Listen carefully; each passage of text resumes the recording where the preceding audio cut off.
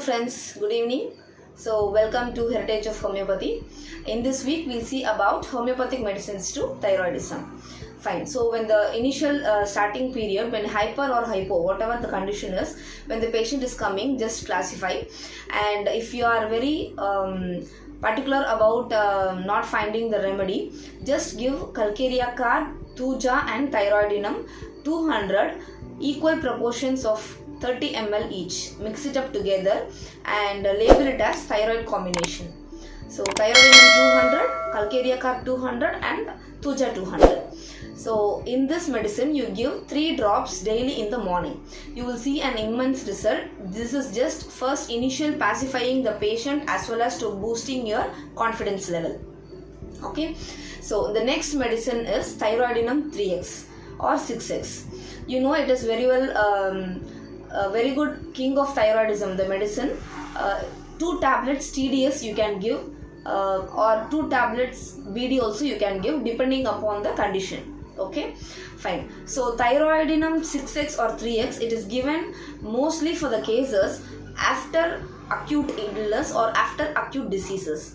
So when a patient, say for example, a patient A gets thyroidism or falls into hyperthyroidism after any acute illness, after any acute diseases or surgery, immediately after surgery, after 2 months they are falling into hypothyroidism, you can give this thyroidinum 6x or 3x.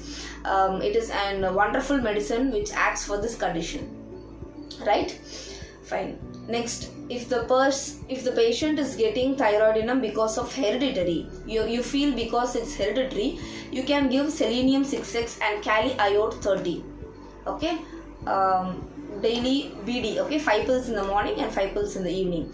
So selenium 6x and kali iode 30. It also acts as an prevention medicine in case of patients who are going into pregnancy. If they are hereditary to be fallen into hypothyroidism or hyperthyroidism, you can just give this as an prevention medicine.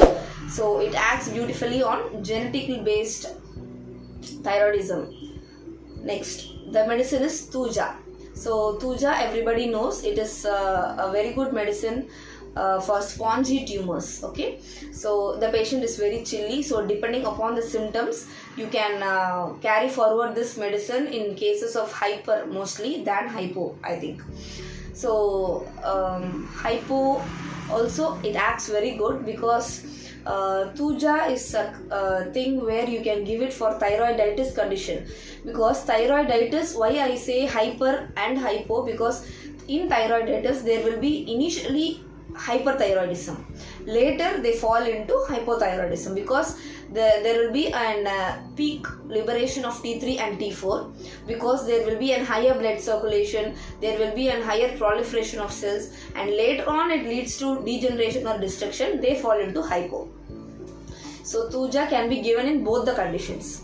Next medicine is lachesis, and lachesis, the main thing is when the patient falls under climacteric period. Okay, you can give lachesis, which covers wonderful medicine in women's during the climacteric period. Melancholy, confusion, all these will match up the symptoms. Okay, and lachesis is also given for tumors. So when the thyroid is because of any tumor, you can think of lachesis. Next medicine is Silesia. Silesia, you know very well, it reabsorbs the fibrotic tissues. It has the tendency to reabsorb the fibrotic tissues. It is a deep acting medicine, and you should be very cautious while you are repeating the dose. Okay, this is about Silesia. And another thing is natramure. Everybody knows when there is a prolonged salt intake, and due to that, if thyroid the patient falls under thyroidism, or there is a depression, after depression they falls under hypothyroidism. So natramure is a remedy of choice. And next medicine is Bareta carb.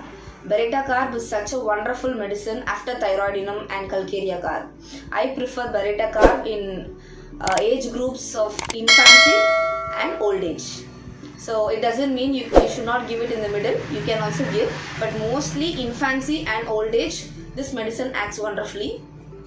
wherever there is an degenerative changes, for example degeneration of hypothalamus, pituitary, or degenerative changes in thyroidism, because of this it leads to thyroidism, you can have this Baretta carb medicine. It is the most useful remedy in this. And next medicine is bromium. Bromium also is the same. It is also given during infancy and old age. Wherever the symptoms of this patient, aggravation in dampness, you can have a simulacrum of this medicine. And whenever it is overheated, whenever the symptoms arise because of overheated, so causation is overheated.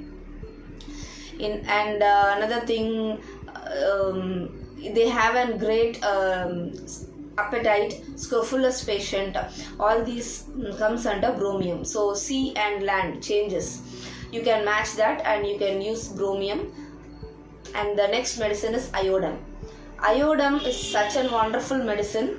Iodine is, I used to give for hyper patients rather than hypo, because see, in each and every medicine you should compare it. Okay, you should compare the medicine, you should study the medicine, and the signs and symptoms of thyroidism definitely will match with these medicines. If it is, for example, I said lacusis, the climacteric period, melancholy, confusion, so most of these falls under hypo, so you can give it for hypo conditions. And I say tuja for hyper, so hyper and hypo they can connect it. I said see, now the patient, iodine patient, you people know it is of rapid metabolism and they have tremors and everything is fast here, so you can correlate with hyper condition rather than hypo. So my dear friends, all these medicines just go through in which simulacrum you catch with your patient's simulacrum, you just go with those medicines.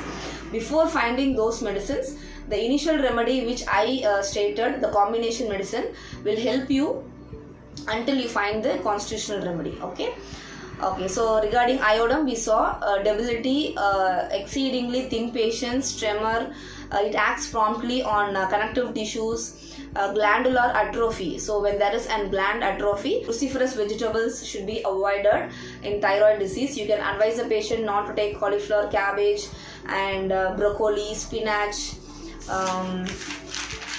What are the things? Other things, soya foods, wheat, pasta, macaroni, processed food, salt. These are the things which should be avoided.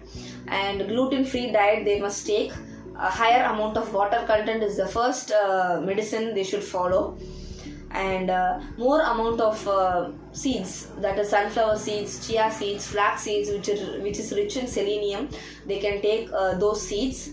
And already I told walnut is rich in selenium, so walnut also they can use it. And if at all they are drinking milk, you can go in for skimmed milk. So that is about diet. And hope this video will be useful for your initial thyroid patients. Stay tuned with Heritage of Homeopathy until we see with the next video on the next week. Until then, it's goodbye from Dr. Anbarasi.